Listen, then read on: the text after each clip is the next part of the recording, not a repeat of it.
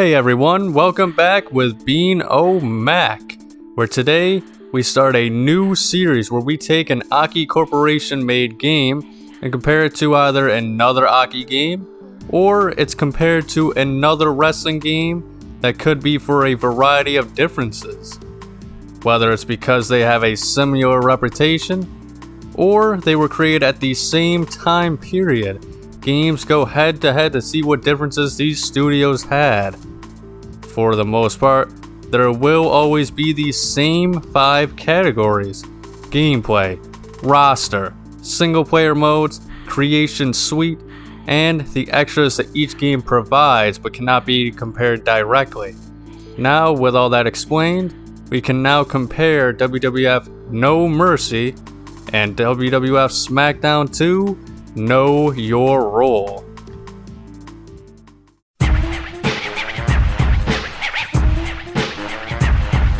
Before we go into the other categories, we're going to start off with the history of these games.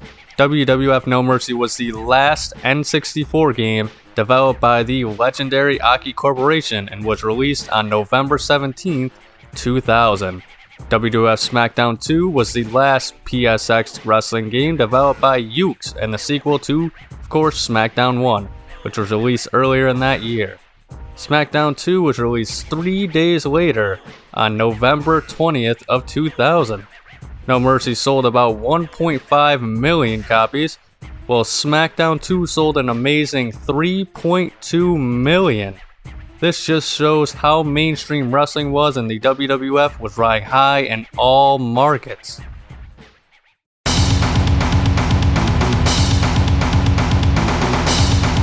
Now, the most important part of any game is the gameplay itself. How the customer reacts to the gameplay is usually subjective, and I'll try and keep this comparison as subjective as possible because of it. Now, these two games are the dictionary definition of the word opposites. No Mercy is a slow-paced affair with an emphasis on slow builds that replicate a real-life match with weak, quick moves to start out that will eventually lead into the power moves that ends a match. Smackdown 2 is an incredibly fast-paced, arcade-like title with ready grapples and unrealistic physics. Although that doesn't necessarily mean damage is useless, as although no one is down for longer than 5 seconds, doing enough damage and picking an enemy off the ground will allow for groggy grapples that unleash more powerful and signature techniques. In No Mercy, you use weak grapples and wear down holds to build up to high impact offense that will then allow your momentum to reach its climax, with the signal being a blinking attitude meter. Taunting grants you your temporary special that will allow you to use a finisher in just about any position as many times as you can within the time limit given. Whether it be front, back, corner, Irish whip, rebound, high flying, upper or lower body submissions, giving you a wide array of finishers to dispose of your opposition. Smackdown 2 gives the player a choice of one finisher, but you can also assign any move in your moveset as your signature move. Once you have a finisher in this game, you can hold on to it for as long as you'd like, and you can hold for up to 5 at a time in any given match. Weapons in No Mercy are powerful, and they can essentially turn the tide of a match after a minute of consistent attack. They are unblockable and always knock you down upon a hit. Smackdown 2 once again is the complete opposite, as they are even more useless than your regular strikes. They barely do damage, rarely knock down an opponent, and they don't really have any real weight behind them.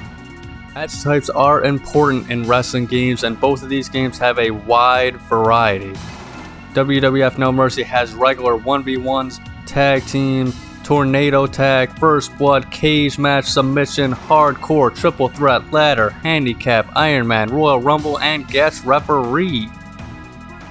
Smackdown has No Mercy beat though, as there are 1v1s, 2v2s, tornado matches, 4-way matches, triple threat, table, ladder, cage, Hell in a Cell, 2 special guest ref matches, casket, I Quit, Iron Man, and tables, ladders, and chairs matches. With these examples, it's clear to see these devs went out of their way to both create unique experiences for their player bases to give the most variation of any game I have seen at this time.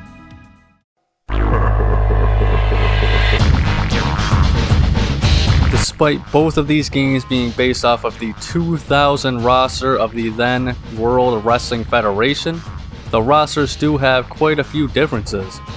In No Mercy, there is an overall total of 61 unique characters, even more when you factor in superstars that lie inside alternate costumes.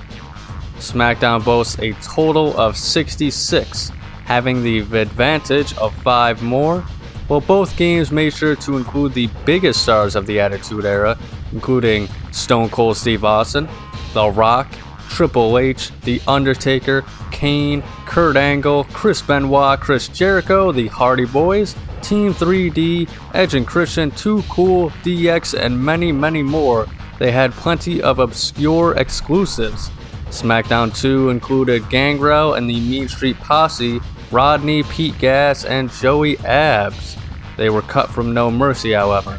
On No Mercy's side, they exclusively held the rights to Ken Shamrock, the British Bulldog, Mae Young and the Fabulous Moolah, Andre the Giant, Howard Finkel, Jim Ross, Jerry the King Lawler, Linda McMahon, Earl Hebner, and Terry Runnels. Both games were set to include the Big Show, but he was removed because he was sent to developmental. Both star-studded rosters for sure, featuring the best of the Attitude Era. No Mercy, despite being released first, actually has more recent updates to the roster than SmackDown 2. For example, Kane's new tank top outfit and Kurt Angle's at the time modern singlet were available as their primary costumes when the looks had mostly debuted by that year's SummerSlam pay-per-views that August. SmackDown 2 has Kane's new attire finished, and the logos based off of that year's SummerSlam event. However, they didn't actually update Kane's model for some reason, sticking to the classic Kane. A peculiar decision indeed.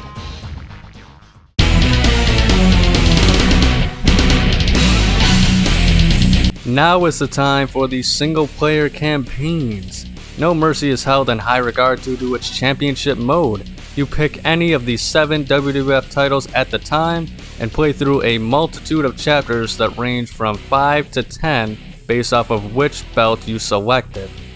For most paths, you have almost complete control over the story that is based on wins and losses. Depending on the outcome of the story, it will change accordingly or outright put you under a new championship path. You only need to win a few matches, including the final match and a path to complete the challenge. Because of the branching paths, Championship Mode encourages multiple playthroughs, and it keeps track of your progress as you complete new chapters, and more open up as you defend your title after winning it as well. SmackDown 2 is no slacker in this department either, with a fully realized season mode. You select any superstar, including custom ones, and watch as the WWF sets up shows with a plethora of storylines and matchmaking based off of character personality traits. So, for example, since Stone Cold and Vince McMahon are rivals, expect to see them compete against each other often.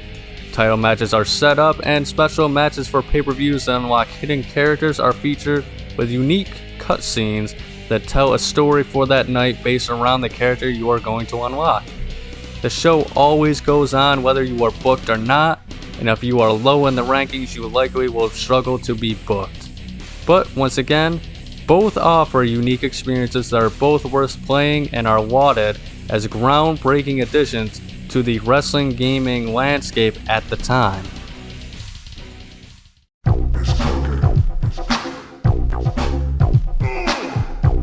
Both games have pretty decent character creation options. No Mercy allows the player to create 18 unique characters and offers a wide variety of options for clothing, body size, facial likenesses, tattoos, ring gear, and entrance outfits or props. You can select moves from all past AKI games, their fighting styles, damage meters, who your custom wrestlers' enemies are, as well as if they have a manager. You can add on to the already large repertoire of moves and clothes by spending money in the in-game shop to unlock classic costumes for unlicensed wrestlers' moves. 4 costumes are available to edit and choose from, and you can even edit pre-existing wrestlers' outfits and names. Although there is no way to change moves, other than wrestlers, there are no other creation options in WWF No Mercy. Smackdown 2 offers a lot of different creation features. To start off, creating a wrestler, you can have up to 10 custom superstars in this game.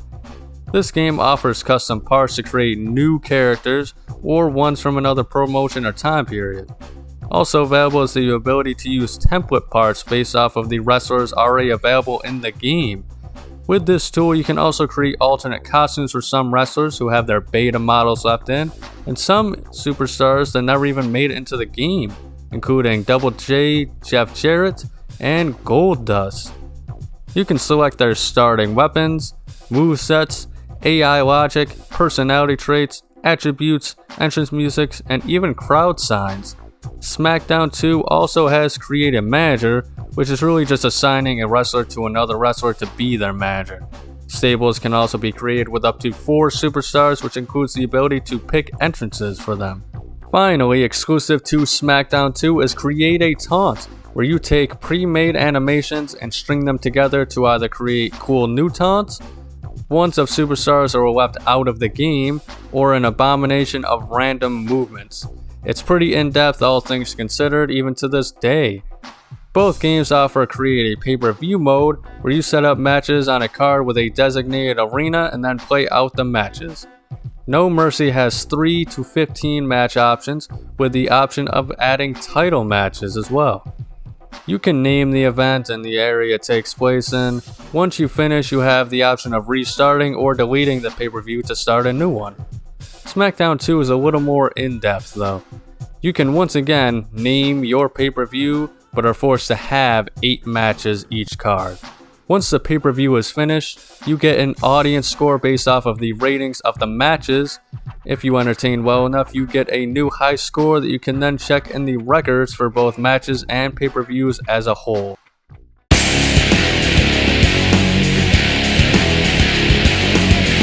Not much more content to add here. I already mentioned the shop that you can spend money you earn from Championship mode in No Mercy. Another way, however, to earn money is through Survival mode, a gauntlet match where you earn cash and unlockable wrestlers. You start out with any arena and wrestler. The rules allow for pins, submissions, TKOs, and ringouts. Outlast 100 other superstars and win to earn cash by eliminating as many as you can. The mode can take hours at a time and must be played in one sitting. Smackdown offers a similar mode, but on a faster scale. The Slobber Knocker match is a 10-minute time limit match where you start with 5 finishers and must defeat as many opponents one after the other as fast as possible within the time limit. Afterwards, if you did well enough, your name will appear on the high scoreboard for this mode. A case of similar ideas, different execution once more.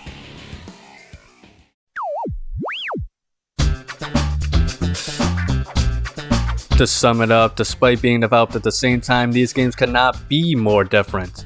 They are the yin and yang of wrestling video games, and the variety offered by both of them made for extremely enjoyable experiences where ultimately the customers came out on top in the end.